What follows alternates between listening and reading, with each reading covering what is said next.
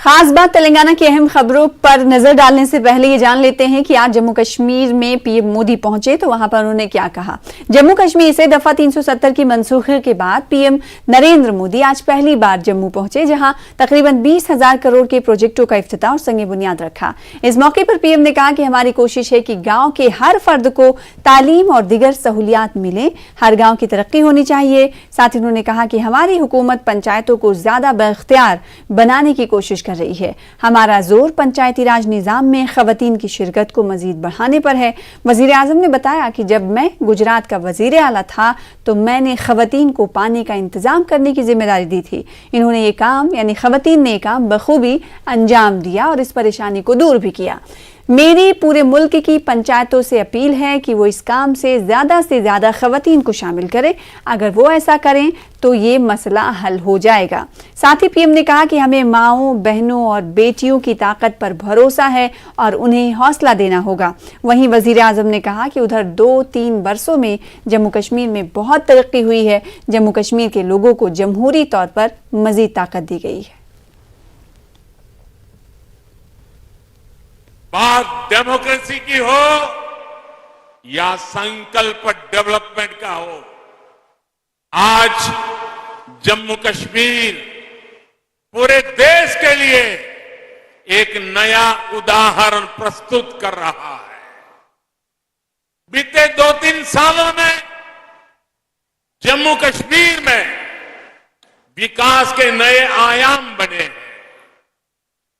केंद्र के लगभग 250 कानून जो जम्मू के नागरिकों को अधिकार देते थे वो लागू नहीं किए जाते थे। हमने जम्मू कश्मीर के हर नागरिक को एम्पावर करने के लिए उन कानूनों को लागू कर दिया और आपको ताकतवर बनाने का काम कर दिया। वजीर आजम नरेंद्र मोदी ने अपने माहाना रेडियो प्रोग्राम मन की बात के तहत खिताब किया। पीएम मोदी ने कहा कि टेक्नोलॉजी की ताकत किस तरह आम लोगों की जिंदगियों को बदल रही है, हम इसे अपने इर्द गिर्द मुसलसल देख रहे हैं। पिछले कुछ सालों में तेजी से डिजिटल पेमेंट का चलन बढ़ रहा है। अब छोटे शहरों और ज्यादातर देहातों में भी लोग यूपीआई के जरिए ही लेन देन कर रहे हैं। देश के लिए यह गौरव की बात है कि आजादी का अमृत महोत्सव एक जन आंदोलन का रूप ले रहा है। इतिहास को लेकर लोगों की दिलचस्पी काफी बढ़ रही है और ऐसे में पीएम म्यूजियम युवाओं के लिए भी आकर्षण का केंद्र बन रहा है, जो देश की अनमोल विरासत से उन्हें जोड़ रहा है। दिल्ली की 2 बेटियां सागरिका और प्रेक्षा ने ऐसे ही कैशलेस डे आउट का एक्सपेरिमेंट किया।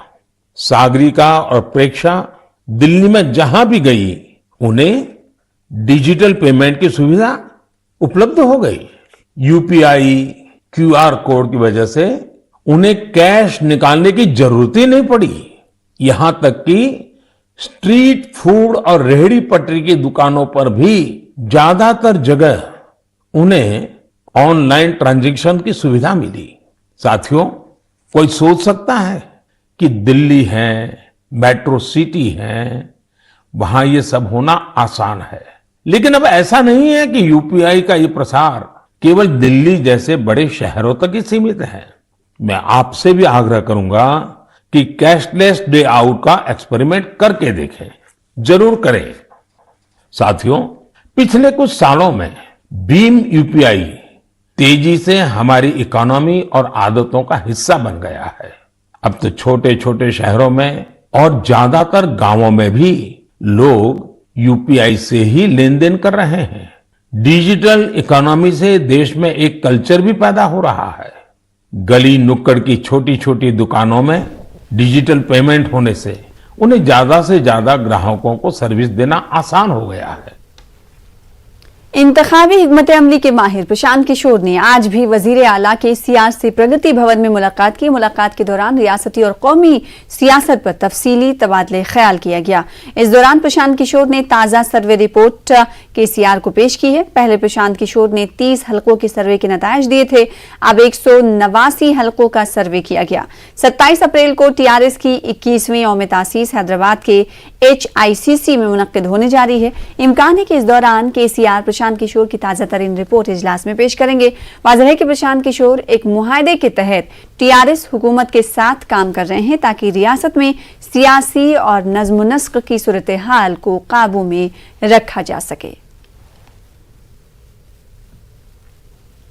तेलंगाना हुकूमत की जानिब से 29 अप्रैल बरोज जुमे को हैदराबाद के एलबी स्टेडियम में दावत इफ्तार का एहतमाम किया जा रहा है। वजीर आला केसीआर ने ओहदेदारों को हिदायत दी है कि वो 29 अप्रैल को हुकूमत की जानिब से दी जाने वाली इफ्तार पार्टी के तमाम इंतजामात मुकम्मल कर लें। इन्होंने कहा कि तेलंगाना रियासत हर मजहब का एहतराम करते हुए रियासत में गंगा जमनी तहजीब को फरोग दे रही है।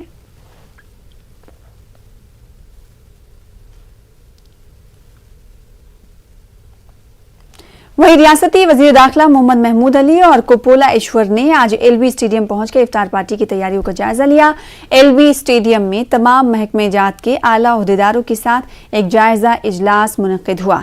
इजलास से खिताब के दौरान महमूद अली ने कहा कि तेलंगाना एक सेकुलर हुकूमत है जो सेकुलर तेलंगाना में एक हुकूमत है जो तमाम रियासत में तमाम मज़ाहिब के अहम त्योहारों को सरकारी तौर पर मनाती है। मोहम्मद महमूद अली ने कहा कि दावत इफ्तार में मुसलमानों के अलावा दिगर मज़ाहिब के मंदुबीन भी मदऊ होते हैं ताकि आपसी ताल्लुकात को बढ़ावा दिया जा सके। मोहम्मद महमूद अली ने कहा कि टीआरएस पार्टी अपने क़याम से ही दावत इफ्तार को पाबंदी से मुनक्किद करती आ रही है।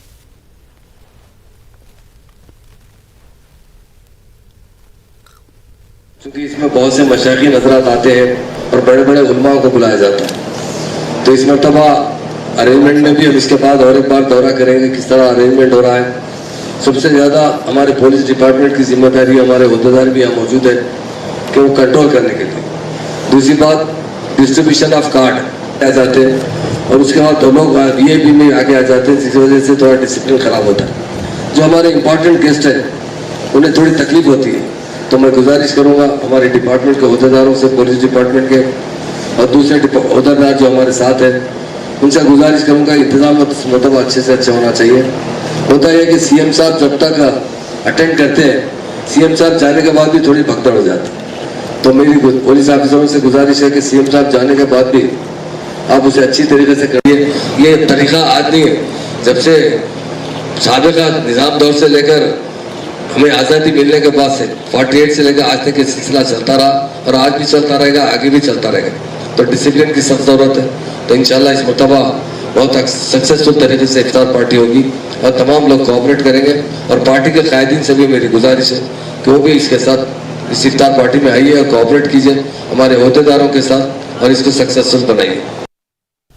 अलहदा तेलंगाना रियासत के क़याम के बाद पहली मरतबा तेलंगाना आरटीसी के गवर्निंग बॉडी इजलास का इनेकाद अमल में लाया गया। इस इजलास के दौरान 1000 से ज़ायद नए बसों को खरीदने के अलावा दीगर कई अहम फैसले लिए गए। तेलंगाना आरटीसी के चेयरमैन बाजी रेड्डी गोवर्धन रेड्डी ने बताया कि तारनाका के आरटीसी अस्पताल को सुपर स्पेशलिटी अस्पताल में तब्दील कर दिया जाएगा। हादसे में फौत होने वाले आरटीसी वर्कर्स और मुलाजमीन के खानदानों को हर तरह की माली इमदाद और मुलाजमत फराहम की जाएगी। इसके अलावा इजलास के दौरान आरटीसी की आमदनी में इजाफे की राहें भी तलाश की गई।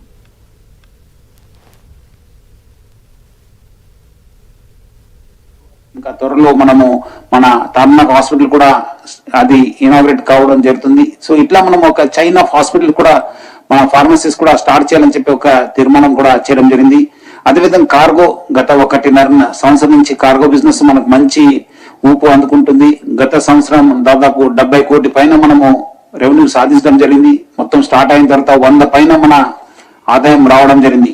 సో ఇట్లా మనము వేరే వేరే వర్టికల్స్ ద్వారా మనం ఇంకా, ఎందుకంటే ఓన్లీ మన రెవెన్యూ ట్రాఫిక్ రెవెన్యూ కాకుండా ఇంకా ఉన్న మన స్టాల్స్ కావచ్చు, మన ఇంకా వేరే బిజినెస్ కూడా మన అవకాశం చూసుకున్న విధంగా ప్రయాణం చేయాలని చెప్పి బోర్డు కూడా ఆదేశం ఇవ్వడం జరిగింది.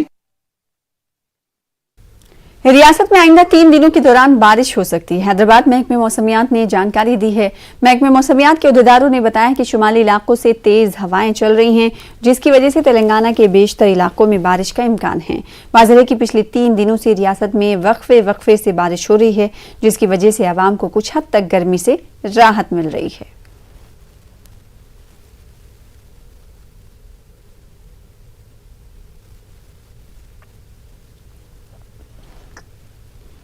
दिल्ली के जहांगीरपुरी में हुई कशीदगी को लेकर एनसीपी सदर शरद पवार ने तशवीश का इजहार करते हुए मरकजी वजीर दाखिला अमित शाह पर सख्त तनकीद की है। शरद पवार ने कहा कि अमित शाह अमन अमान की बहाली में नाकाम हो गए हैं। तेलंगाना कांग्रेस पार्टी के सीनियर लीडर हनुमंत राव ने शरद पवार के बयान की तायीद की है। इन्होंने कहा कि अमित शाह मुल्क की बिगड़ती सूरत हाल पर काबू पाने में पूरी तरह से नाकाम हो गए। NCP leader Shri Sharad Pawar ji rightly commented against Amit Shah because he was a totally failure.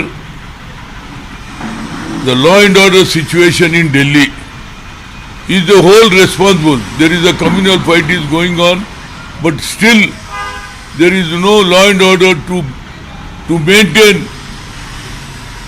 peaceful life in Delhi. He is the Home Minister for the entire country. The Delhi is the capital city for India. There is no peace in Delhi.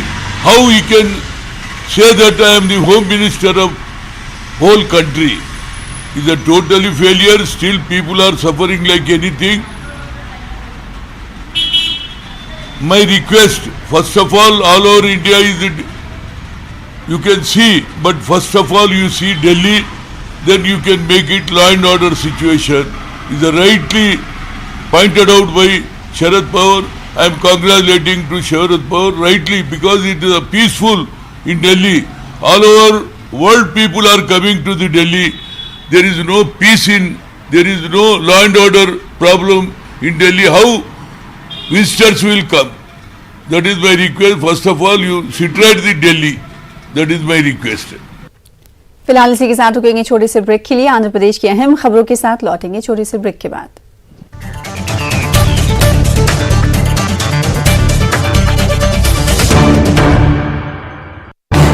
इस news headlines के प्रायोजक पेट सफा